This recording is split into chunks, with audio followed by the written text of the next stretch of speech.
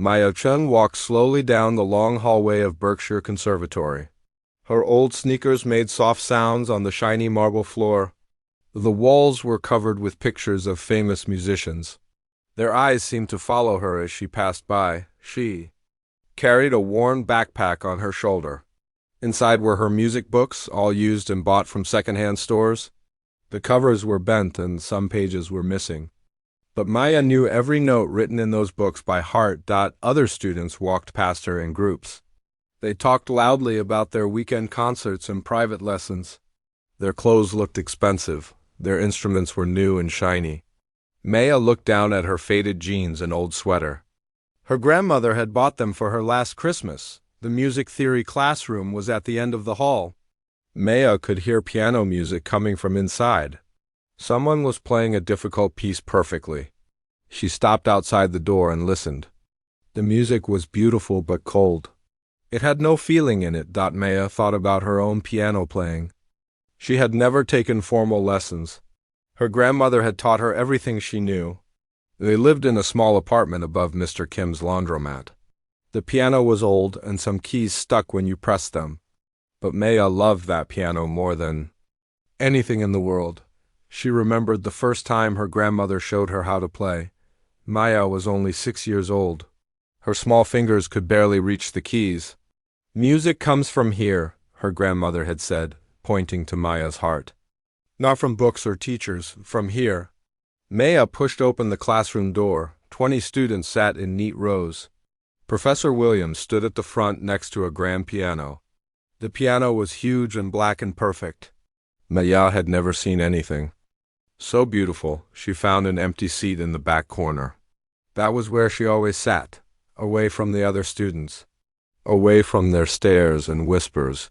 "Good morning, class," Professor Williams said. He was a tall man with gray hair and kind eyes. Maya liked him because he never made her feel stupid when she asked questions. "Today we will discuss advanced harmony," he continued. "Can anyone tell me about the circle of fifths?" Hands shot up around the room. Maya knew the answer. Her grandmother had taught her about the circle of fifths when she was 10. But Maya kept her hand down. She always kept her hand down. A girl named Sarah answered the question perfectly. She used big words that Maya understood but never said out loud. Sarah's father was a famous composer. Her mother played violin in the city orchestra. Music was in Sarah's blood. Maya opened her notebook. It was from the dollar store and had a picture of a cartoon cat on the cover. All the other students had expensive leather notebooks with their names printed in gold letters. She started to write down what Professor Williams was saying. Her handwriting was neat and careful. Maya had learned to write everything down because she could not afford to buy the textbooks. The library had old copies she could borrow, but she could only keep them for 2 weeks. Behind her, she heard 2 students whispering. "Look at her notebook," one said. "It's so childish." They giggled quietly. Maya pretended not to hear. She had learned to pretend many things. Professor Williams moved to the piano. "Let me demonstrate this concept," he said. His fingers moved across the keys like water. The music filled the room with perfect harmony. Maya closed her eyes and let the sound wash over her. When she opened her eyes, she saw Jonathan Blackwell staring at her. Jonathan was the star student of the class. His father was a world-famous pianist. His mother owned 3 music schools. Jonathan had been playing piano since he was 3 years old. He had perfect technique. He had perfect posture. He had perfect everything. But when Maya listened to him play, she felt nothing. His music was like a machine. Beautiful but empty. Jonathan whispered something to his friend Marcus. They both looked at Maya and smiled in a mean way. Maya felt her cheeks get hot. She looked down at her desk and tried to make herself invisible. The class continued for another hour. Professor Williams talked about complex musical ideas. Maya understood most of it, but she had learned these things differently. Her grandmother had taught her with stories and feelings, not with big words and rules. When class ended, students began to pack their things. Maya put her books in her backpack slowly. She did not want to walk out with the others. They always walked in groups. and talked about things Maya did not understand. Private tutors and summer music camps and expensive concerts. Maya, Professor Williams called out. Could I speak with you for a moment? Maya's heart started beating fast. Had she done something wrong? She walked to the front of the classroom. The other students filed out, still talking loudly. How are you doing in class? Professor Williams asked. His voice was gentle. Fine, sir, Maya said quietly. I notice you never participate in discussions. But when you turn in your assignments, they show real understanding, real insight. Maya did not know what to say. She looked at her shoes. The semester showcase is coming up, Professor Williams continued. All students must perform. Have you thought about what you might play? Maya's stomach dropped. She had been dreading the showcase for weeks. All the other students would play. Famous pieces by great composers. They would wear beautiful clothes and play on the perfect grand piano. What could she possibly play? I'm not sure yet, she said. Professor Williams nodded. Take your time. But remember, Maya, music is not about perfection. It's about expression. It's about sharing something real with your audience. Maya nodded and quickly left the classroom. In the hallway, she could hear Jonathan and his friends laughing about something. She hurried past them, hoping they would not notice her. Outside the conservatory, Maya waited for the bus. The building looked like a palace with its tall columns and stone walls. Sometimes she still could not believe she was a student there. She had won a scholarship based on a recording she made on her grandmother's old piano. The judges said she had natural talent. But here, surrounded by students who had studied music their whole lives, Maya felt like a fraud. The bus ride home took 40 minutes. Maya sat by the window and watched the city change. First the nice neighborhoods with big houses and clean streets. Then the middle areas with normal apartments and shops. Finally, her neighborhood with small buildings and busy streets. She got off at her stop and walked to her building. The laundromat was still open. Mr. Kim waved at her through the window. The smell of soap and warm clothes drifted onto the sidewalk. Maya climbed the narrow stairs to her apartment. Her grandmother was sitting in her favorite chair, reading a book. She looked up when Maya came in. How was school today, little bird? Her grandmother asked. That was her nickname for Maya, little bird. It was okay, Maya said. But her voice sounded sad. Her grandmother put down her book. Come here, she said. Maya sat on the arm of the chair. Her grandmother took her hand. Tell me what's wrong. Maya wanted to tell her everything about the showcase, about the other students, about feeling like she did not belong. But she did not want to worry her grandmother. Nothing's wrong, she said. Her grandmother smiled. Little bird, I may be old, but I'm not foolish. Something is bothering you. Maya looked at the old piano in the corner. It had been her grandmother's most precious possession for 50 years. The wood was scratched and some of the white keys had turned yellow. But to Maya, it was the most beautiful instrument in the world. There's a concert coming up, Maya finally said. Everyone has to perform. I don't know what to play. Her grandmother was quiet for a moment. Then she stood up and walked to the piano. She sat on the old bench and patted the space next to her. Maya sat down beside her. Her grandmother placed her fingers on the keys and began to play. It was a simple melody, but it was full of love and sadness and hope. Maya had heard this song 1,000 times, but it still made her heart feel full. This is what music should be, her grandmother said as she played. Not perfect notes or fancy techniques, it should be truth. It should be you. Maya watched her grandmother's hands move across the keys. They were old hands with wrinkles and spots, but they created magic. I'm scared, Maya whispered. Fear is normal, little bird, but don't let it stop you from sharing your gift. You have something special inside you, something that can't be taught in schools or bought with money. Maya leaned against her grandmother's shoulder. Outside, the city noise continued. Cars honking, people talking, the washing machines spinning downstairs. But in this small room with this old piano and her grandmother's love, Maya felt safe. She thought about tomorrow's class. about Jonathan's perfect playing and Sarah's expensive clothes, about the showcase that was getting closer every day. Her stomach still felt nervous, but something else was there too. A small spark of determination. Maybe her grandmother was right. Maybe she did have something special. Something that came from her heart, not from fancy schools or private lessons. Something real. Maya looked at the old piano keys and made a quiet promise to herself. She would find something to play for the showcase, something that was truly hers, something that would show everyone who she really was, even if it scared her to death. 3 days had passed since Maya's talk with her grandmother. She walked through the conservatory halls with her head down, thinking about the showcase. Every practice room she passed had students inside, playing difficult pieces perfectly. Maya stopped outside practice room B through the small window. She could see Jonathan Blackwell at the piano. His fingers moved like lightning across the keys. The music was loud and impressive. Other students had gathered outside to listen. They whispered to each other about how amazing he was. "He's going to win the showcase for sure," said a girl named Lisa. "His technique is perfect," agreed another student.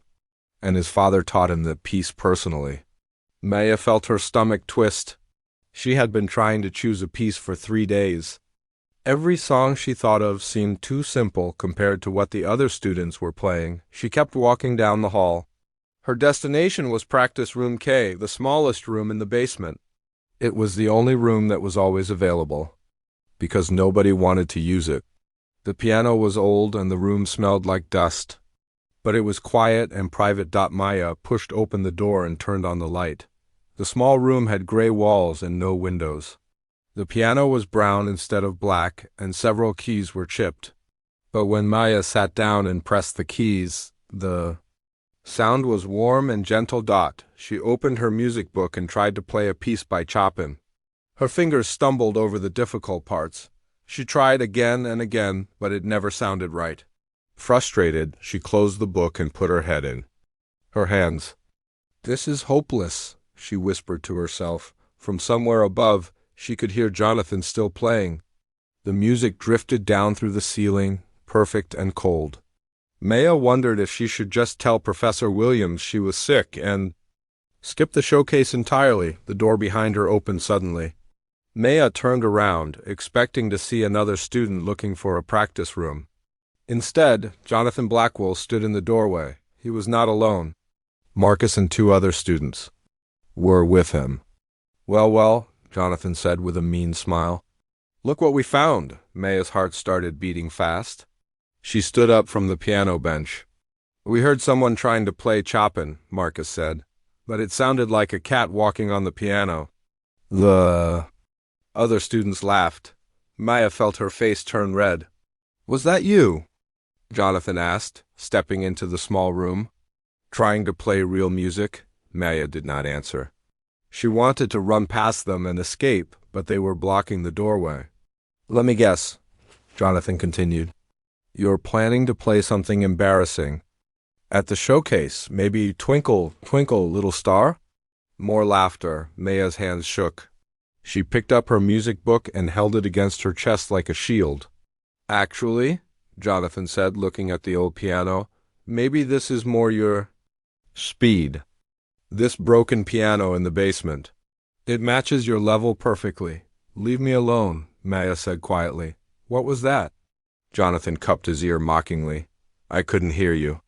You're always so quiet in class, like a little mouse." "A church mouse," added Marcus, "poor and silent." Maya tried to push past them, but Jonathan stepped sideways to block her path. "Wait, don't go yet," he said. "I want to help you. Since you're obviously struggling to find a piece for the showcase, let me suggest something. Why don't you play Happy Birthday? Everyone knows that one. Even children can play it." The other students found this hilarious. Their laughter echoed in the small room, making it sound even louder. "Or better yet," Jonathan continued, enjoying his audience, "why don't you just skip the showcase? Save yourself the embarrassment. Everyone will be playing real classical music.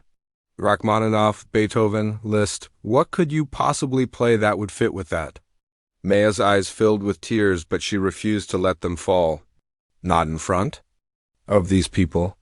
I have every right to perform, she said, her voice stronger than she felt. Rights? Jonathan laughed. Just because you have a scholarship doesn't mean you belong here. Some of us have been training for this our whole lives. Our parents are professional musicians. We've studied with the best teachers in the world. What have you got? A few lessons from your grandmother? Maya's anger flared. My grandmother is a better musician than you'll ever be. The room went quiet. Jonathan's smile disappeared. Excuse me? He said, his voice cold. Maya realized she had made a mistake. But it was too late to take the words back. I said my grandmother is a better musician than you. Jonathan stepped closer. Your grandmother? The one who taught you to play like a beginner? The one who taught you on some broken piano in whatever slum you crawled out of? Maya's hands clenched into fists. Don't talk about my grandmother that way. I'll talk about her however I want, Jonathan said. Just like I'll talk about you? You think you can come here with your thrift store clothes and your pathetic playing and somehow compete with us? You think your little sob story makes you special? You don't know anything about me, Maya said. I know enough, Jonathan replied. I know you don't belong here. I know you're going to embarrass yourself at the showcase. And I know that after everyone sees how bad you really are, you'll probably drop out and go back to wherever you came from. Maya felt something break inside her chest. The words hurt worse than any physical pain. You know what the saddest part is? Jonathan continued. You actually think you're good. You sit in class and take your little notes and think you understand music. But music isn't something you can learn from books. It's in your blood or it isn't, and clearly it isn't in yours. That's enough, Maya said, her voice shaking. No, I don't think it is enough, Jonathan said. I think someone needs to tell you the truth. You're wasting everyone's time here. Professor Williams only keeps you around because the school needs charity cases for their brochures. Look how diverse we are. We even let poor kids pretend to be musicians. The other students shifted uncomfortably. Even they seemed to think Jonathan was going too far. But here's the thing about pretending, Jonathan continued. Eventually, everyone sees through it. And that's what's going to happen at the showcase. Everyone's going to see that you're just a fraud. Maya had heard enough. She pushed past Jonathan. With more force than he expected. He stumbled backward, surprised. Where are you going? He called after her. Can't handle the truth? Maya ran up the stairs, not caring if other students saw her crying. She ran through the main hall and out the front doors of the conservatory. She did not stop running until she reached the bus stop. On the bus ride home, Maya stared out the window. Jonathan's words played over and over in her mind. Maybe he was right. Maybe she did not belong at the conservatory. Maybe she was just fooling herself when she got home. Her grandmother was cooking dinner. The smell of rice and vegetables filled the small apartment. You're home early, little bird, her grandmother said. Then she saw Maya's face. What happened? Maya tried to smile. Nothing. Just tired. But her grandmother was not fooled. She turned off the stove and sat down at the small kitchen table. She patted the chair next to her. Sit, she said, gently. Maya sat down and finally let the tears come. She told her grandmother everything, about Jonathan's cruel words, about feeling like she did not belong, about wanting to quit the showcase. Her grandmother listened without interrupting. When Maya finished, she was quiet for a long time. Tell me about this boy, her grandmother finally said. Jonathan? He's the best student in the class. His father is famous. He's been playing piano since he was 3. And when he plays, how does it make you feel? Maya thought about it. Empty. Like the music has no soul, her grandmother nodded. I see. And when you play, how do you feel? Different. Like the music is alive, like it's telling a story. Then you have something he does not have? Her grandmother said. You have heart, but he's technically perfect. Everyone says so. Technique can be learned, little bird. But heart cannot be taught. It is a gift. And you have been given a very special gift. Maya wiped her eyes. But what if he's right? What? If I don't belong there? Her grandmother stood up and walked to the old piano. She sat down and began to play the same simple melody from 3 days ago, but tonight it sounded different. Tonight it sounded like courage. When I was your age, her grandmother said as she played, people told me I could not be a musician because I was a woman, because I was poor, because I was the wrong color. But music does not care about any of those things. Music only cares about truth. Maya joined her grandmother on the piano bench. This boy, this Jonathan, her grandmother continued, he is afraid of you. That is why he said those terrible things. Afraid of me. Why would he be afraid of me? Because you have something he wants but cannot buy, something his father cannot teach him, something that threatens everything he believes about himself. Maya looked at her grandmother's hands on the keys. They were still creating beautiful music. What should I do about the showcase? Maya asked. You should play, her grandmother said simply. You should play like your life depends on it. Because, in a way, it does. But what if I fail? What if everyone laughs? Then you fail. But you fail being yourself, not pretending to be someone else. That is better than any success built on lies. Maya felt something shift inside her chest. The fear was still there, but it was smaller now. In its place was something else. Something that felt like determination. What should I play? She asked. 2 weeks later, Maya walked into Professor Williams' classroom with a different feeling in her chest. She still felt nervous, but underneath the nerves was something new. Something that felt like quiet confidence she had spent every evening. Learning her grandmother's song. Finding my voice was more difficult than anything she had ever played. But every note felt right under her fingers. Every phrase told a story she understood. Professor Williams stood at the front of the class with a clipboard in his hand. Good morning, everyone. Today we will finalize the performance list for next week's showcase. Maya's stomach fluttered. The showcase was only 7 days away. 7 days to prepare for the most important performance of her life. As you know, Professor Williams continued, the board of directors from the International Music Foundation will be attending. They are looking for promising young musicians to sponsor for advanced training. Excited whispers filled the room. Maya knew this was a big opportunity. The International Music Foundation gave scholarships to study with the world's best teachers. It was the kind of chance that could change someone's life forever. Jonathan, let's start with you, Professor Williams said. Jonathan stood up confidently.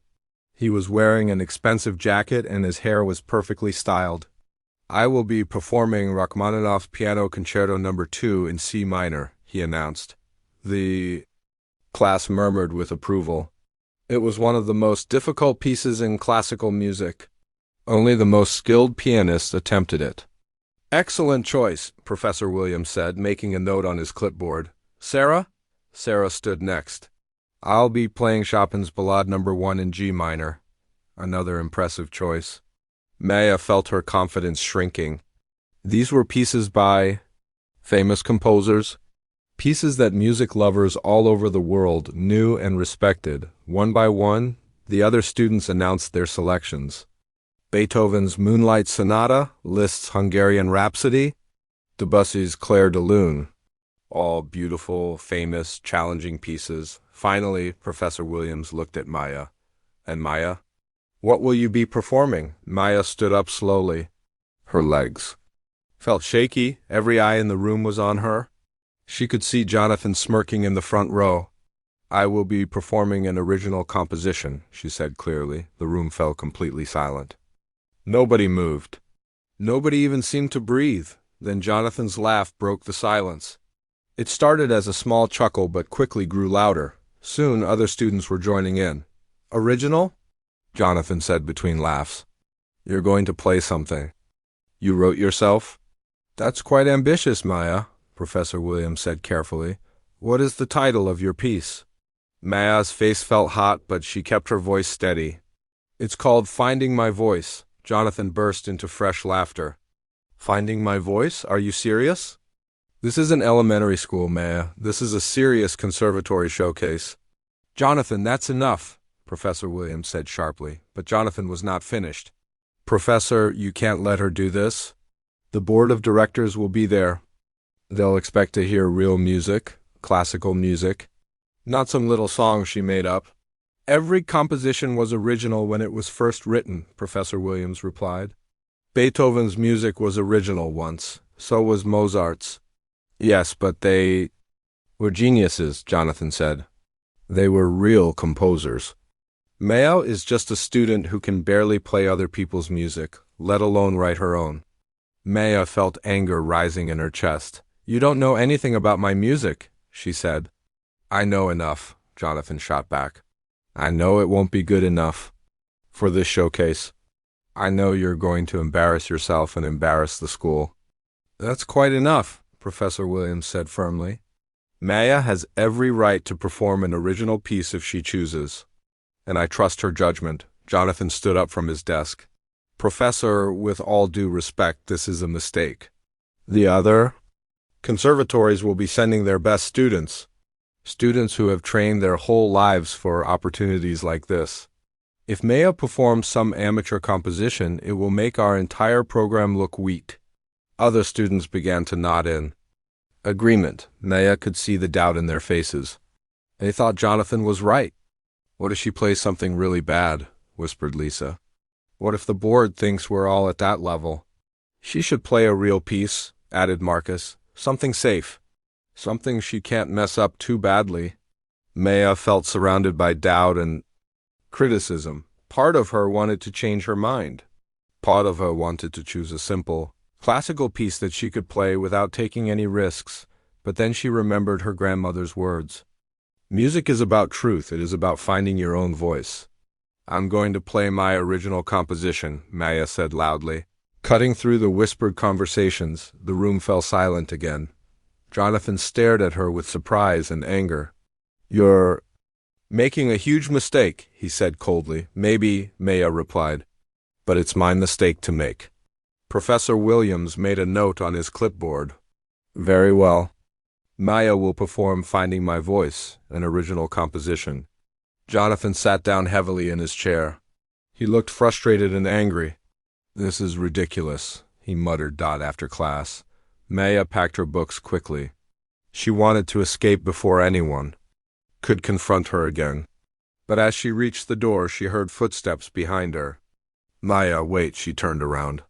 Professor Williams was walking toward her. Could I speak with you privately? He asked. Maya's heart sank. Was he going to ask her to reconsider? Was he going to tell her that Jonathan was right? They walked to his small office down the hall. The walls were covered with pictures of famous musicians and composers. Professor Williams sat behind his desk and gestured for Maya to take the chair across from him. Maya, he began carefully, I want you to know that I support your decision to perform an original piece. Maya felt relief wash over her. Thank you, Professor. However, he continued, I also want to make sure you understand what you're taking on. The board of directors will have certain expectations. They're used to hearing established repertoire at a high level. Maya nodded.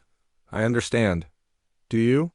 Because if your performance doesn't go well, it could affect your standing in the program. It could affect your scholarship. Maya had not thought about that. Her scholarship was the only reason she could attend the conservatory. Without it, she would have to leave school and give up her dream of studying music.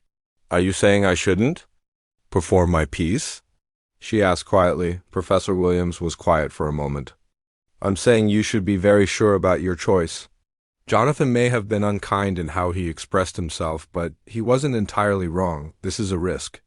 Maya looked at the pictures on the wall. All those famous musicians had taken risks. Too, they had all faced doubt and criticism. Professor, can I ask you something? Of course. When you listen to Jonathan play, how does it make you feel?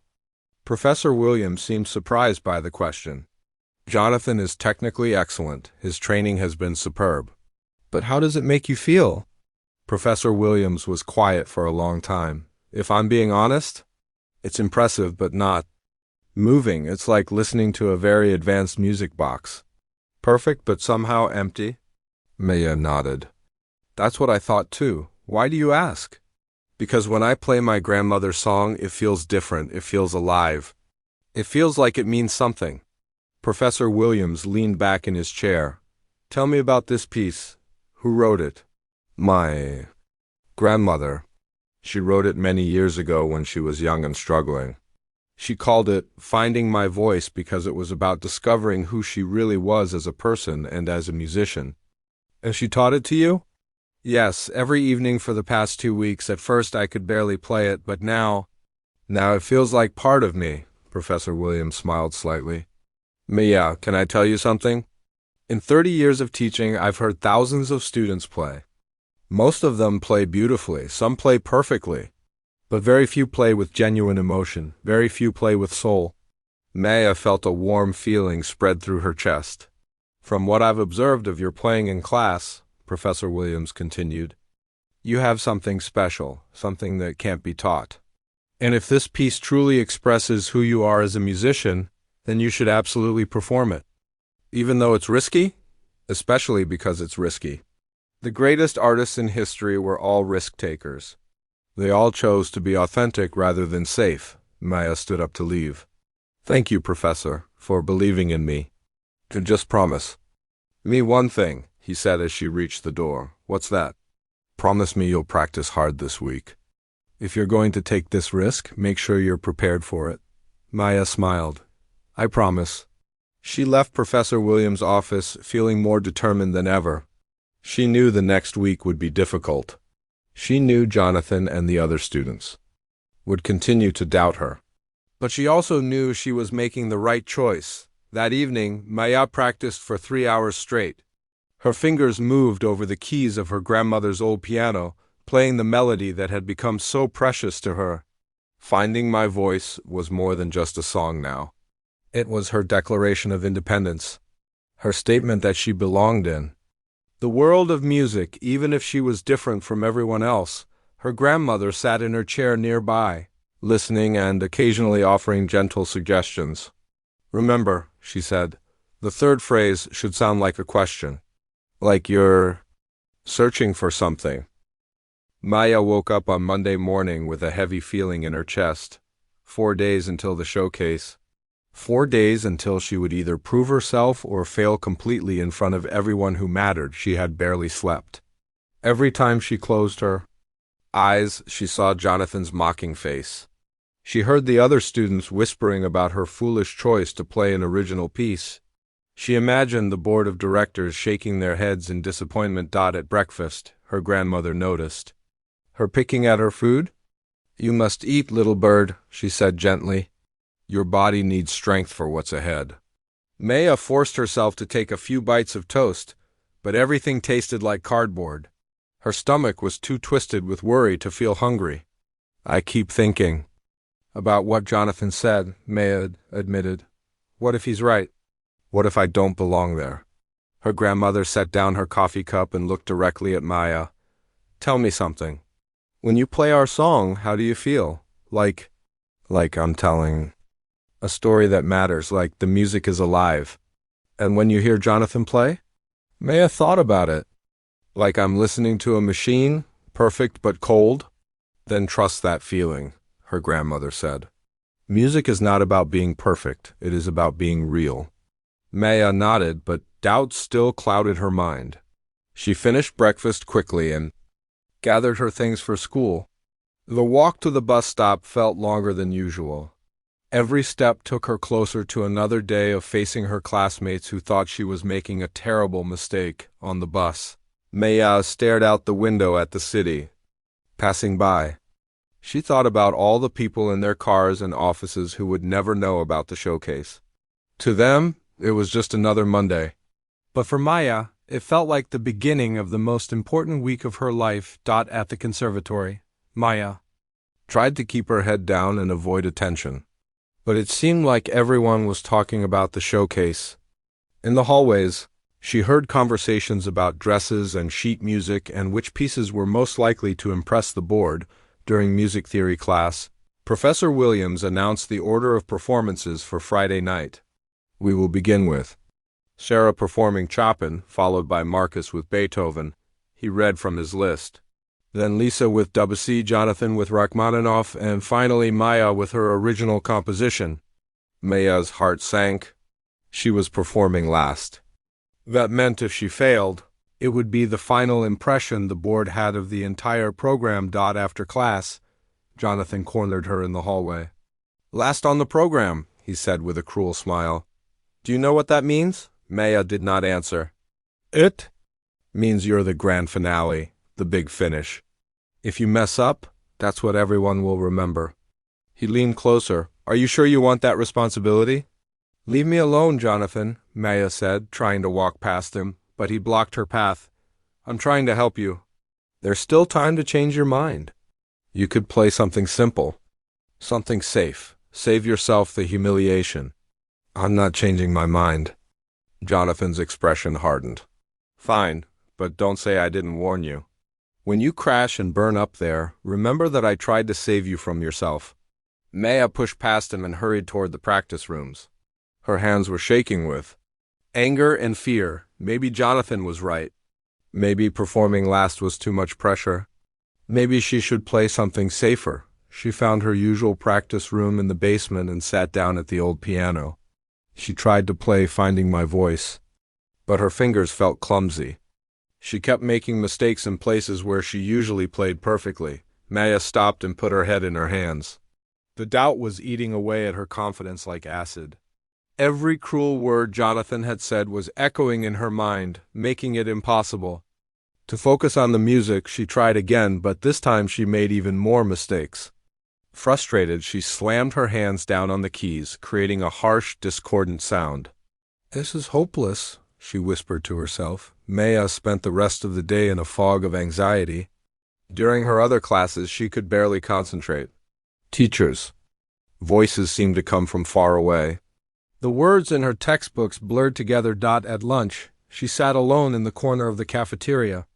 She could see Jonathan at a table across the room, surrounded by his usual group of admirers. They were all laughing about something. Maya wondered if they were laughing about her. The afternoon practice session went no better than the morning one. Maya's fingers felt disconnected from her brain. The beautiful melody that had felt so natural just days before now seemed impossible to play. By the time she got home that evening, Maya was exhausted and discouraged. Her grandmother was waiting for her with dinner ready, but Maya went straight to her room instead. She lay on her bed and stared at the ceiling. Through the thin walls, she could hear the sounds of the city. Cars honking, people talking, the washing machines spinning downstairs in Mr. Kim's laundromat. These were the sounds of her real life. Maybe she should stop pretending she belonged in the world of classical music. A soft knock on her door interrupted her thoughts. "Little bird," her grandmother's voice was gentle. "May I come in?" "I guess," Maya said without moving from the bed. Her grandmother entered and sat on the edge of the mattress. "You did not eat dinner." "I'm not hungry." "And you did not practice tonight." Maya rolled over to face the wall. "What's the point? I can't play it anymore. I keep making mistakes. Jonathan was right. I don't belong there." Her grandmother was quiet for a long moment. Then she began to hum softly. It was the melody of Finding My Voice, but slower and gentler than usual. "When I wrote this song," her grandmother said, still humming, "I was about your age. I had just moved to this city with nothing but a suitcase and a dream." Maya turned back around. Her grandmother rarely talked about her past. "I wanted to be a professional musician," her grandmother continued. "I auditioned for orchestras, for bands, for any group that would listen. But everyone told me the same thing. I was not good enough. I was the wrong color, the wrong gender, the wrong class. I did not have the right training or the right connections. What did you do? I almost gave up. I almost threw away my music and found a normal job like everyone expected me to do." Her grandmother smiled sadly. "But then I realized something. I was trying so hard to be what other people wanted that I had forgotten who I really was." Maya sat up on the bed. "So you wrote the song?" "I wrote the song to remind myself that my voice mattered, that my music had value, even if it was different from what other people expected." "But you never became a professional musician." "No." Her grandmother agreed, but I never stopped being a musician. I taught piano lessons to neighborhood children. I played at church services and community events. I wrote songs and shared them with people who understood their value. Maya felt tears forming in her eyes. But that's not the same as being successful. What is success, little bird? Is it playing in fancy concert halls for people who do not really listen? Is it winning competitions and impressing judges? Her grandmother took Maya's hand. Or is it touching someone's heart with your music? Is it being true to yourself and sharing that truth with others? Maya thought about this. I want to be successful, though. I want to prove that I belong, and you will. But not by trying to be someone else. You will prove it by being yourself. Her grandmother stood up and walked to the door. Come, let us practice together. Maya followed her grandmother to the living room. The old piano looked warm and welcoming in the lamplight. Her grandmother sat down and began to play Finding My Voice. But this time she played it differently. She played it with all the emotion that had inspired her to write it so many years ago. She played it like it was the most important song in the world. Maya sat down beside her and listened. Slowly, she began to remember why she had fallen in love with this piece. It was not just notes on a page. It was her grandmother's story. It was her own story. It was the story of anyone who had ever felt lost and then found their way. When her grandmother finished, Maya placed her own hands on the keys. She closed her eyes and thought about the music instead of the showcase. She thought about the story the song told instead of the people who would be listening. This time, her fingers found the right notes. The melody flowed like water, natural and effortless. Maya played the entire piece without a single mistake. There, her grandmother said softly. There is the real Maya, the one who plays with her heart instead of her fears. Maya felt something shift inside her chest. The fear was still there, but it was smaller now. In its place was something stronger, something that felt like purpose. I keep forgetting, Maya said. I keep thinking about Jonathan and the board of directors and everyone else. But when I focus on the music itself, it feels right. That is the secret, her grandmother said. When you perform on Friday, do not think about the audience. Think about the music. Think about the story you are telling. Think about why this song matters. Maya nodded. Will you help me practice every night this week? Of course. But Maya, you must promise me something. What? Promise me you will not let other people's fear become your own. Jonathan is afraid because he knows you have something he lacks. The other students doubt you because they do not understand what real music sounds like. But their fear and doubt do not belong to you. Maya looked at her grandmother's wise, kind face. I promise I'll try. Friday morning arrived gray and cloudy. Maya woke up with her stomach doing flips. Today was the day. In 8 hours, she would walk onto the stage of the conservatory's main recital hall and perform in front of the most important audience of her life. She lay in bed for a few extra minutes, listening to the familiar sounds of her neighborhood waking up. The rumble of buses, the voices of people heading to work, the gentle hum of Mr. Kim opening his laundromat downstairs. These sounds had been the soundtrack of her entire life, but tonight she would be performing in a world that felt completely different. Her grandmother was already up, making breakfast. The smell of eggs and toast filled the small apartment. Good morning, little bird, her grandmother said with a warm smile. Today is your big day. Maya sat down at the kitchen table, but found she could barely eat. Her throat felt tight and her hands were shaky. I don't think I can do this, she whispered. Her grandmother sat down across from her. Tell me what you are afraid of. Everything.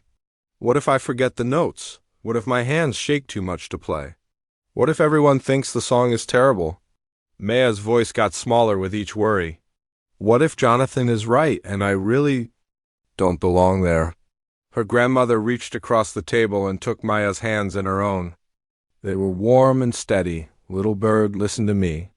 You have practiced this song every day for 3 weeks. Your fingers know every note. Your heart knows every emotion. The music is already inside you. But what if No, her grandmother said gently but firmly. No more what-ifs. Today you must trust yourself. Trust your gift.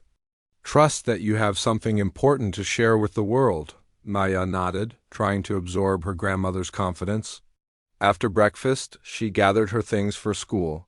In her bag was the dress her grandmother had altered for tonight's performance. It was a simple blue dress, nothing fancy, but her grandmother had sewn small musical note buttons down the front that made it special. At the conservatory, the energy was electric.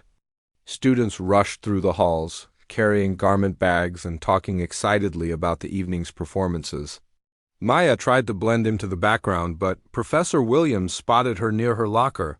"Maya, how are you feeling today?" "Nervous," she admitted. Professor Williams smiled kindly. "That's perfectly normal. Even professional musicians get nervous before important performances. The nerves mean you care about doing well." "Professor, can I ask you something?" "Of course.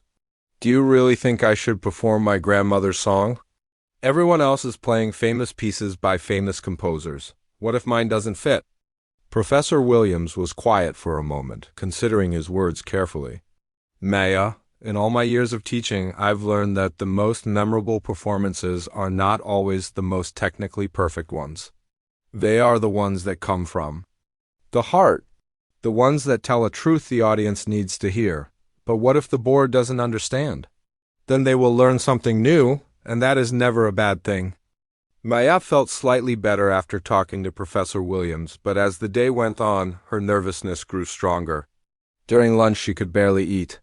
In her afternoon classes, she found it impossible to concentrate. The worst part was seeing Jonathan. He seemed completely relaxed and confident. During their shared music theory class, he made jokes with his friends and acted like tonight was just another ordinary performance. Maya envied his ease. After school, Maya went home to rest and prepare. She tried to take a nap but found herself staring at the ceiling instead. Her mind raced with all the things that could go wrong. At 4 o'clock, her grandmother knocked on her bedroom door. "Time to get ready, little bird." Maya showered and put on the blue dress. Her grandmother had also made her a small hair clip, decorated with tiny pearls that had belonged to Maya's great-grandmother. "You look beautiful," her grandmother said as she helped Maya with the clip. "But more importantly, you look like yourself." They ate a light dinner together, though Maya could manage only a few bites. At 6 o'clock, it was time to leave for the conservatory. "I wish you could come with me," Maya said as they waited for the bus. "I will be with you," her grandmother replied, placing her hand over Maya's heart. "Right here. Every note you play, I will be listening." The bus ride to the conservatory felt endless. Maya watched the familiar streets pass by, wondering if this would be her last evening as a student there. If her performance went badly, she might lose her scholarship and have to leave the program. When they arrived at the conservatory, Maya was amazed by the transformation. The usually quiet building was buzzing with activity. Well-dressed people climbed the front steps, chatting excitedly about the evening's program.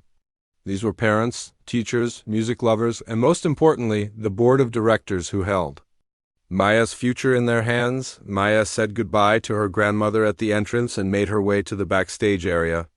The other performers were already there, warming up and making final preparations. Sarah was practicing scales on a small keyboard, her fingers moving with perfect precision. Marcus was reviewing his sheet music one last time. Lisa was doing breathing exercises to calm her nerves, and Jonathan was holding court in the center of the room, telling a story about his summer at an exclusive music camp in Europe. He looked completely relaxed, as if performing for important judges was something he did every week. When he saw Maya, his expression changed to one of amused sympathy. Well, he said loudly enough for everyone to hear. "If it isn't our grand finale, are you ready for your big moment?" Maya ignored him and found a quiet corner to sit in. She closed her eyes and tried to run through finding my voice in her mind, but Jonathan's voice kept breaking through her concentration. "I still can't believe they're letting you perform an original piece," he continued. "Do you have any idea how important tonight is?" The board is looking for serious musicians, not amateur songwriters. Jonathan, leave her alone, Sarah said. Quietly, I'm just trying to help, Jonathan replied with fake innocence. Someone should explain to her what she's up against. The board expects excellence. They expect professionalism. They expect real music. Maya felt her confidence crumbling. Her hands started to shake and her breathing became shallow. Maybe Jonathan was right. Maybe she had made a terrible mistake. Then Professor Williams appeared backstage. Good evening, everyone. The recital will begin in 15 minutes. Sarah, you're first, so please be ready to go on stage. Sarah nodded and gathered her music. As she headed toward the stage entrance, she stopped next to Maya. Don't listen to him, she whispered. Play from your heart. That's what real music is. Maya looked up in surprise. Sarah had never spoken to her before, except to answer questions in class. Thank you, Maya whispered back. Sarah smiled and walked away to make her entrance. Maya could hear the audience settling into their seats in the recital hall. Through the backstage monitors, she could see Professor Williams taking the podium to introduce the evening's program. Ladies and gentlemen, welcome to this evening's showcase of our finest young musicians. Tonight you will hear performances by 5 exceptional students, each representing the future of classical music. Maya's stomach clenched. The future of classical music. Was she really part of that future? Sarah's performance began. Through the monitors, Maya could see her sitting at the grand piano, her posture perfect, her concentration complete. The Chopin piece flowed beautifully from her fingers. The audience listened with obvious appreciation. When Sarah finished, the applause was warm and sustained. She stood and bowed gracefully before exiting the stage. Beautiful job, Professor Williams told her as she returned backstage. Marcus was next. His Beethoven was powerful and dramatic. Maya could see the board members nodding with approval as he played. His technique was flawless, his interpretation mature and thoughtful. Then it was Lisa's turn. Her Debussy was like water, flowing and shimmering with delicate beauty. The audience seemed transported by the dreamy, impressionistic music, all 3. Performances had been excellent. The bar was set very high. Maya felt smaller and more out of place with each passing minute. Finally, it was Jonathan's turn. He strode onto the stage with complete confidence, his expensive tuxedo perfectly fitted, his hair styled to perfection. He sat at the piano and immediately launched into Rachmaninoff's challenging concerto. Maya had to admit that his playing was extraordinary. His fingers flew across the keys with stunning speed and accuracy. The complex harmonies and thundering passages were executed flawlessly. The audience was clearly impressed by the technical fireworks, but as Maya listened, she noticed something. For all its perfection, Jonathan's performance felt empty. It was like watching a machine demonstrate its capabilities. Impressive, but somehow cold. When Jonathan finished, the applause was thunderous. He stood and bowed with obvious satisfaction, his smile confident and triumphant. As he walked off stage, he caught Maya's eye and winked. Good luck following that, he whispered as he passed her. Maya's heart was pounding so hard she could hear it in her ears. Professor Williams was introducing her to the audience. Our final performer this evening is Maya Chun, who will be presenting an original composition titled Finding My Voice. Maya heard murmurs from the audience. She could imagine what they were thinking. The stage lights were brighter than Maya had expected. As she walked toward the grand piano, she felt like she was moving through a dream. Everything seemed heightened and surreal. The sound of her footsteps on the wooden stage floor echoed in the large hall. Maya could see the audience clearly now. Hundreds of faces looked up at her with curiosity and expectation. In the front rows sat the board of directors, 5 distinguished-looking people in elegant clothes. These were the people who would decide her fate. She spotted her grandmother in the audience, sitting near the back. Her grandmother smiled and placed her hand over her heart, their special signal. Maya felt a small spark of warmth in her chest. Maya reached the piano bench and sat down carefully. The grand piano was even more magnificent up close. Its black surface gleamed under the lights, and the keys looked perfect and inviting. This was so different from her grandmother's old piano with its scratched wood and yellowed keys. She adjusted the bench height and placed her hands on her lap. The hall was completely silent. Maya could hear her own breathing and the faint hum of the air conditioning. Somewhere in the audience, someone coughed quietly. Maya looked out at all the expectant faces and felt a wave of panic. What was she doing here? She was just a girl from a small apartment above a laundromat. These people were expecting to hear professional quality music performed by a serious musician. Instead, they were getting an amateur playing a song written by her grandmother. Her hands began to shake. She tried to remember the opening notes of Finding My Voice, but her mind went blank. The melody that had been so clear just hours ago now seemed to have vanished completely. Maya's breathing became shallow and rapid.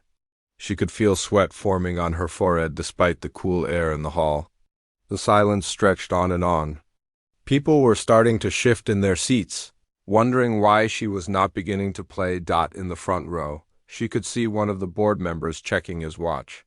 Another woman whispered something to the person next to her. Maya felt her face burning with embarrassment. This was it. This was the moment Jonathan had predicted. She was about to humiliate herself in front of everyone who mattered. She was about to prove that she really did not belong here. Maya started to stand up, ready to run off the stage and disappear forever. But then something stopped her. Through the stage lights, she caught sight of her grandmother again. Her grandmother was not looking worried or embarrassed. Instead, she was looking at Maya with complete love and confidence. Suddenly, Maya remembered her grandmother's words from that morning. The music is already inside you. Maya closed her eyes and took a slow, deep breath. She stopped thinking about the audience and the board members and Jonathan's cruel predictions. Instead, she thought about her grandmother sitting at their old piano, playing this beautiful melody for the first time. She thought about the story behind the song. A young woman, far from home, feeling lost and afraid, struggling to find her place in the world, searching for her own voice in a world that did not seem to want to hear it. Maya realized that was exactly how she felt right now. Lost and afraid and searching for her voice. This song was not just her grandmother's story. It was her story too. She opened her eyes and placed her hands on the keys.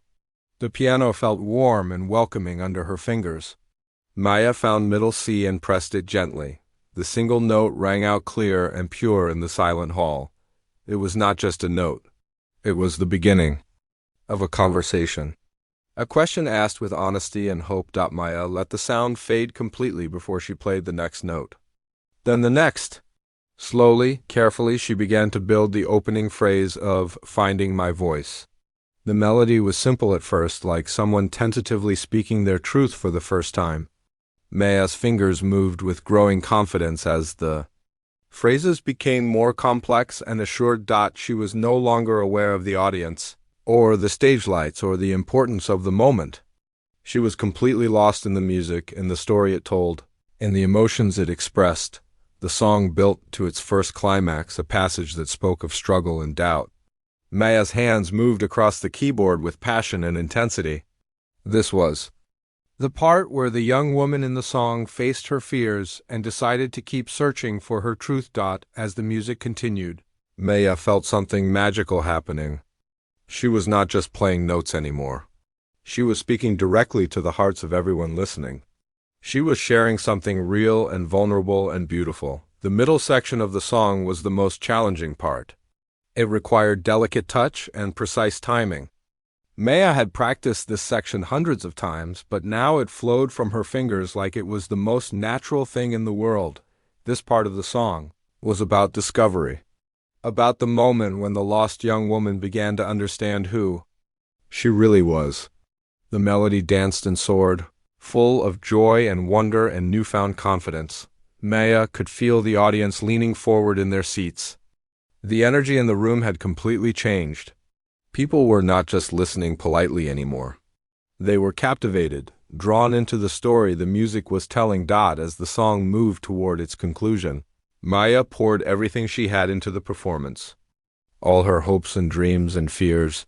All her love for music and for her grandmother and for the truth they had shared together. The final passages were triumphant but not boastful. They spoke of someone who had found their voice and was ready to use it. Someone who had discovered that their differences were not weaknesses, but strengths. Maya played the last chord and let it ring out in the hall. The sound seemed to hang in the air forever, beautiful and complete and perfect. Then there was silence. Maya sat at the piano, her hands still on the keys, breathing hard from the emotional intensity of the performance. She looked out at the audience. Unsure of what she would see, for a moment nobody moved. The silence stretched on and on. Maya's heart sank. Had she failed? Had the performance been as bad as she feared? Then, from somewhere in the back of the hall, came the sound of slow, deliberate clapping. Maya looked up and saw her grandmother on her feet, applauding with tears streaming down her face. One by one, other people began to stand and applaud. First a few, then more, then suddenly the entire audience was on their feet, clapping with genuine enthusiasm and emotion. Maya looked toward the board of directors in the front row. The woman who had been checking her watch earlier was now standing and applauding with obvious appreciation. The man next to her was wiping his eyes with a handkerchief. The applause continued for what felt like forever. Maya stood up from the piano bench and took a small bow, overwhelmed by the response. She had expected polite clapping at best. She had never imagined anything like this. As she prepared to leave the stage, Professor Williams appeared beside her. "Stay here," he said quietly. "I think someone wants to speak with you."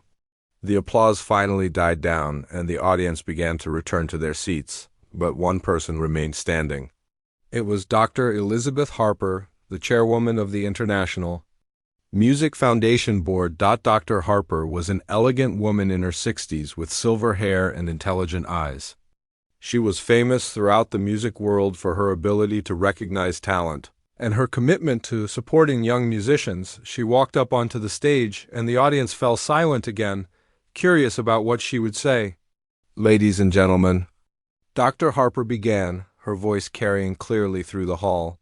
"In my 40 years of involvement with music education, I have heard thousands of young performers. Most of them play beautifully. Many of them play perfectly. But very few of them play with the kind of authentic emotion and genuine artistry we have just witnessed." Maya felt her knees go weak. Was this really happening? "Miss Chun," Dr. Harper continued, turning to face Maya directly, "your performance this evening has reminded us all why we fell in love with music in the first place. You have shown us that technical perfection means nothing without heart, and that the most powerful music comes from truth and vulnerability." The audience murmured with agreement. Maya could hardly believe what she was hearing. "The International Music Foundation would be honored to offer you a full scholarship for advanced study with any teacher of your choosing, anywhere in the world." The audience erupted in applause again. Maya felt tears of joy and relief streaming down her face. She had done it. She had not just survived the performance.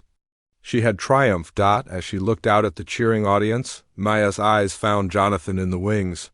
His face was a mixture of shock, disbelief, and grudging respect. For the first time since she had known him, he was speechless. Maya smiled and walked off the stage, her heart full of gratitude and joy. She had found her voice, and the world had listened. Professor Williams met her in the wings with a huge smile on his face. "Maya, that was extraordinary. I have never seen an audience respond like that to a student performance." Before Maya could respond, Sarah, Marcus, and Lisa surrounded her, offering congratulations and praise. "That was beautiful," Sarah said with genuine warmth. "I had goosebumps the entire time." "Where did that song come from?" Marcus asked. "It was incredible." Even Jonathan approached, though he looked uncomfortable. "Nice job," he said quietly. It was not much, but coming from him, it felt like a huge admission. The lobby of the conservatory buzzed with excitement long after the final applause had ended. People clustered in small groups, discussing the evening's performances in animated voices. But most of the conversation centered on one topic, Maya's extraordinary finale. Maya stood near the back of the lobby with her grandmother, still trying to process what had just happened. Her legs felt weak and her hands were still shaking slightly from the adrenaline of the performance. "Miss Chun?" Maya turned to see Dr. Harper approaching with the other board members. Her heart started racing again. Even though the performance was over, these people still held her future in their hands. "Dr. Harper," Maya said, trying to keep her voice steady. "I hope you don't mind," Dr. Harper said with a warm smile, "but I would love to speak with you more about your musical background. And I'd very much like to meet the person who wrote that beautiful piece." Maya felt a surge of pride as she introduced her grandmother. "Dr. Harper, this is my grandmother, Mrs. Chung. She's the composer of Finding My Voice." Dr. Harper's eyes lit up with interest. "Mrs. Chun, it's an honor to meet you. That composition is extraordinary." The emotional depth, the structural sophistication, it's truly remarkable. Maya's grandmother looked surprised and pleased. "Thank you. I wrote it many years ago when I was struggling to find my place in the world." "Well, you certainly found it," said another board member, Dr. Robert Martinez. "And you've clearly passed your musical gifts on to your granddaughter." As the adults talked, Maya noticed other students and their families approaching. Sarah came over with her parents, both professional musicians whom Maya had seen in concert before. "Maya, I wanted to introduce you to my parents," Sarah said. "They were completely blown away by your performance." Sarah's mother, a renowned violinist, shook Maya's hand warmly. "My dear, that was one of the most moving performances I've heard in years. You have a very special gift. Where will you be studying next?" Sarah's father asked. "With Dr. Harper's recommendation, you could train with anyone in the world." Maya realized she had not even thought about that yet. The scholarship offer was so unexpected that she had not had time to consider what it might mean. "I honestly don't know," Maya admitted. "This is all so overwhelming." Professor Williams appeared at her side. "Maya, there's no rush to decide anything tonight. But I will say this, you have options now that most musicians only dream of." More people continued to approach throughout the evening.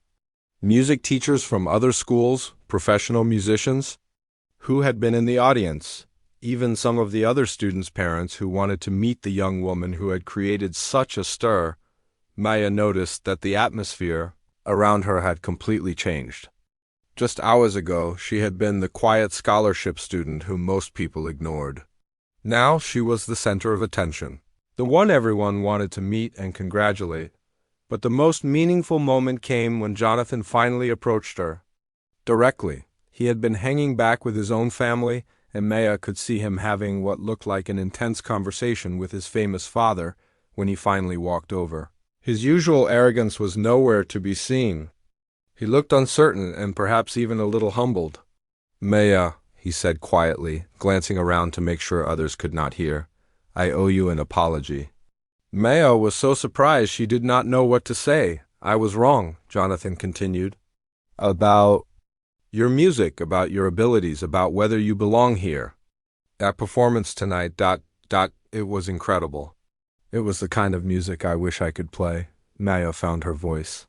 "Thank you for saying that." "I guess I was threatened by you," Jonathan admitted. "My whole life I've been told that success in music comes from perfect technique and prestigious training. But listening to you tonight, I realized there's something else. Something I don't have." "What's that?" "Heart," Jonathan said simply. "Your music has heart, mine is just direct." Maya looked at this young man who had caused her so much pain and self-doubt. She could see that he was genuinely struggling with something.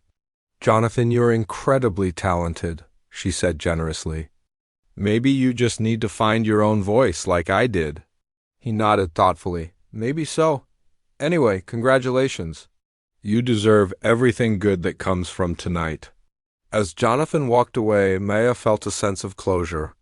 The person who had made her feel so small and unwelcome had just acknowledged her talent and her place in the music world. Dr. Harper returned to Maya's side as the crowd began to thin out. "Maya, I don't want to pressure you," she said, "but I hope you'll consider our offer seriously. You have the kind of gift that comes along once in a generation. With the right training and support, you could have a profound impact on the music world. What kind of impact? Maya asked. You could help expand what people think classical music can be, Dr. Harper explained. Your performance tonight showed that there's room in our art form for new voices, new stories, new ways of expressing human experience. Maya's grandmother squeezed her hand. What do you think, little bird? Maya looked around the lobby at all the people who had been moved by her music. She thought about the journey that had brought her to this moment. The doubts, the struggles, the moments when she had almost given up. I think, Maya said slowly, that I want to keep learning and growing as a musician. I want to honor the gift I've been given and use it to touch people's hearts the way music has always touched mine. Dr. Harper smiled. Then we'll be in touch soon to discuss the details. Take some time to think about what kind of training would serve you best. As the evening wound down and people began to leave, Maya and her grandmother found themselves alone in the lobby. The janitor was already beginning to clean up, stacking chairs and turning off lights in the recital hall. How do you feel, little bird? Her grandmother asked. Maya thought about it. Grateful, she said finally, and excited, and a little scared about what comes next. Fear is natural when facing new opportunities, her grandmother said. But remember what you learned tonight. When you play from your heart, when you share your truth, people will listen. They walked slowly toward the exit, both lost in their own thoughts. Outside, the city continued its nighttime rhythm. Cars passed by, people walked the sidewalks, life went on as usual. But for Maya, everything had changed. Grandmother, she said as they waited for the bus, will you keep teaching me? Even if I study with famous teachers, will you still help me remember where my music comes from? Her grandmother smiled and pulled Maya close. Always, little bird. Music teachers can teach you technique and theory and all the technical skills you need. But I will always be here to remind you that the most important part of music comes from here. She placed her hand over Maya's heart. The bus arrived and they climbed aboard for the familiar ride home. As Maya watched the conservatory grow smaller, in the distance she reflected on how much had changed since that morning. She had walked into the building as a nervous, uncertain student. She was leaving as a recognized artist with a bright future ahead of her, but perhaps the most important change was inside herself. She had finally, truly found her voice. Not just as a musician, but as a person. She knew who she was and what she had to offer the world. When they reached their stop, Maya and her grandmother climbed the stairs to their small apartment above the laundromat. Nothing had physically changed about their home, but somehow it felt different. It felt like the place where an artist lived and created, not just where a poor student struggled to fit in. Maya's grandmother went to make tea while Maya sat at the old piano. She played Finding My Voice one more time, softly so as not to disturb the neighbors. The melody sounded different now than it had that morning. It sounded like a promise fulfilled rather than a hope expressed. As she played, Maya thought about all the possibilities that lay ahead. She could study with master teachers, perform in famous concert halls, maybe even compose her own music professionally. The world was open to her in ways she had never imagined, but she also thought about staying connected to her roots, to the small apartment and the old piano and the grandmother who had given her the greatest gift of all, the courage to be herself. What are you thinking about? Her grandmother asked, returning with 2 cups of tea. Everything, Maya said. The future, the past, what it all means. And what do you think it means? Maya was quiet for a moment, her fingers still moving gently over the keys. I think it means that everyone has a voice worth hearing. And sometimes the most beautiful music comes from the most unexpected places. Her grandmother nodded with satisfaction. Now you understand what I have been trying to teach you all these years. They sat together in comfortable silence, sipping their tea and listening to the gentle sounds of the city settling into sleep. Tomorrow would bring new challenges and opportunities. There would be decisions to make about schools and teachers, and the direction of Maya's career, but tonight, Maya was content to sit in the small apartment that had shaped her. with the woman who had believed in her from the beginning, surrounded by the music that had finally helped her find her place. In the world, she had found her voice, and she would never lose it again. 6 months later, Maya stood in the green room of Carnegie Hall, adjusting the collar of her new black dress.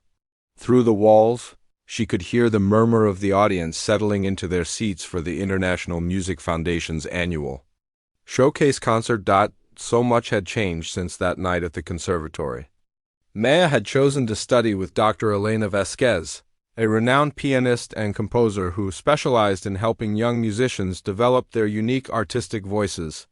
The training had been intensive and challenging, but also incredibly rewarding. Maya had learned advanced techniques and studied the great classical repertoire, but perhaps more importantly, she had learned how to compose her own music while staying true to the emotional honesty that had made her first performance so powerful. Tonight, she would be performing not just Finding My Voice, but also a new piece she had written called Grandmother's Hands. It was a musical portrait of all the women in her family who had passed down their strength and wisdom through generations. Maya, Professor Williams appeared in the doorway. He had become not just a teacher but a mentor and friend. "How are you feeling?" "Nervous but excited," Maya said honestly. "It's hard to believe I'm actually here." "Believe it," Professor Williams said with a smile. "You've earned this moment through talent, hard work, and courage." Maya thought about the journey that had brought her here. The months of study with Dr. Vasquez had pushed her to grow in ways she never expected. She had learned to combine technical excellence with emotional authenticity. Her playing had become more sophisticated while remaining deeply personal, but success had not changed who she was at her core. Maya still lived in the small apartment with her grandmother. She still practiced on the old piano with its scratched wood and yellowed keys. And she still drew inspiration from the sounds and stories of her neighborhood. In fact, those connections had become stronger. Maya now taught piano lessons to children in her community, passing on not just musical skills but also the confidence to believe in their own voices. She had started a scholarship fund to help other young musicians from low-income families pursue their dreams. "The audience is ready for you," Professor Williams said. "Are you ready for them?" Maya nodded. "I think so." She made her way to the stage entrance, where she could see the magnificent Carnegie Hall spread out before her. The golden walls and red velvet seats were filled with an audience that included some of the most important people in classical music. In the front row, Maya spotted her grandmother, wearing the same dress she had sewn for Maya's first performance, but with a new silk scarf Maya had bought her. Her grandmother caught her eye and smiled, placing her hand over her heart in their familiar gesture. Also in the audience were her former classmates from the conservatory. Sarah had become a close friend and frequent collaborator. Even Jonathan was there, looking genuinely pleased to see Maya's success. His own playing had evolved too, becoming warmer and more expressive after their conversation that night 6 months ago. Maya took her place at the beautiful Steinway grand piano. The instrument was perfectly tuned and incredibly responsive. But as she placed her hands on the keys, she thought not of this magnificent piano, but of the old one at home where she had first learned to play. She began with Finding My Voice, the piece that had started it all. But tonight's performance was different from that first terrifying showcase. Maya played with the confidence of someone who truly knew who she was, and what she had to say. The melody unfolded with perfect clarity and deep emotion. Maya had performed this piece dozens of times now, but it never failed to move her. It still told the story of a young woman finding her place in the world, but now it also represented the journey Maya had taken since then. When the piece ended, the applause was immediate and enthusiastic, but Maya barely heard it. She was already transitioning into Grandmother's Hands, letting the final notes of one piece blend seamlessly into the opening of the next. This new composition was more complex than Finding My Voice, incorporating elements of classical structure with the rhythms and harmonies Maya had grown up hearing. It painted a musical picture of her great-grandmother's work-worn hands sewing by candlelight, her grandmother's gentle hands teaching a young girl to play piano, and Maya's own hands now carrying that legacy forward. As she played, Maya thought about all the hands that had shaped her journey. Professor Williams' encouraging hands as he demonstrated techniques, Dr. Vasquez's precise hands, showing her how to articulate difficult passages, Jonathan's initially hostile hands that had challenged her to prove herself, Sarah's supportive hands applauding her success, but most of all, she thought about her grandmother's loving hands that had first placed her fingers on piano. Kizan taught her that music was about heart, not perfection, the piece built to a powerful climax that represented all the generations of strong women in Maya's family coming together in harmony. Then it settled into a gentle conclusion that spoke of love passed down through time and wisdom, shared across generations. When Maya played the final chord, the hall fell into the kind of profound silence that only follows truly exceptional performances. Then the audience erupted in the most enthusiastic ovation Maya had ever received. People leaped to their feet, applauding and calling out, "Brava!" Maya stood and bowed deeply, tears of joy streaming down her face. She looked out at the standing ovation and felt overwhelmed by gratitude. Dr. Harper appeared on stage to present Maya with the International Music Foundation's highest honor for young composers. Maya Shin represents everything we hope to nurture in young musicians, she said to the audience. Technical excellence combined with emotional authenticity, respect for tradition balanced with innovative spirit, and above all, the courage to share her unique voice with the world. After the concert, the backstage area was crowded with well-wishers and music industry professionals. Record labels wanted to discuss recording contracts. Concert halls were offering performance opportunities. Magazines requested interviews, but Maya's first priority was finding her grandmother. She pushed through the crowd until she saw the familiar face that had supported her from the very beginning. They embraced wordlessly, both crying happy tears. "I'm so proud of you, little bird," her grandmother whispered, "but I am not surprised. I always knew you had something special to share with the world." "None of this would have happened without you," Maya replied. "Without your music, your belief in me, your love." "No," her grandmother said firmly. "This happened because of who you are. I just helped you see it." Professor Williams approached with Dr. Vasquez and several other important musicians who wanted to meet Maya. As she was introduced around the group, Maya noticed how different this felt from that first night at the conservatory. Then she had felt like an outsider trying to prove she belonged. Now she felt like an artist sharing her gifts with fellow musicians who understood and appreciated her work. "What's next for you?" asked a famous conductor who was interested in commissioning a piece for his orchestra. Maya thought about the question. She had so many opportunities now, so many directions her career could take, but she knew what mattered most to her. "I want to keep growing as a musician," she said. "I want to write music that tells important stories and touches people's hearts. And I want to help other young musicians find their own voices the way I was helped to find mine." Later that evening, Maya and her grandmother rode the subway home to their neighborhood. It was late, and the train car was mostly empty. Maya looked at their reflection in the dark windows and marveled at how much had changed while so much had stayed the same. "Grandmother," she said quietly, "do you ever regret not pursuing music professionally when you were young?" Her grandmother considered the question. "No, little bird. My path was different from yours, but it was still meaningful. I may not have performed in famous concert halls, but I touched lives through my teaching and my music.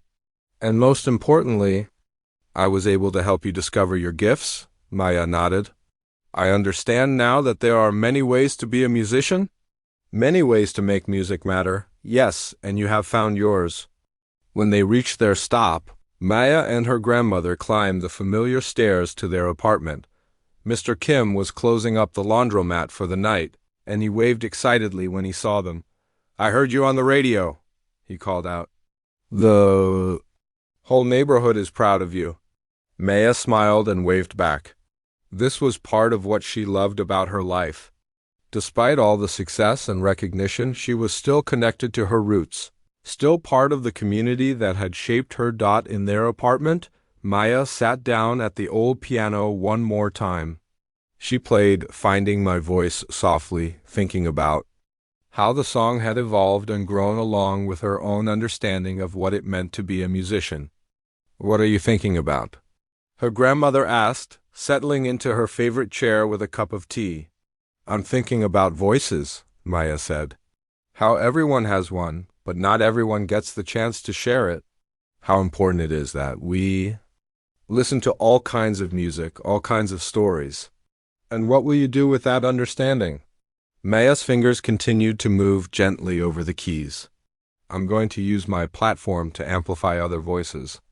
I want to commission pieces by composers from different backgrounds,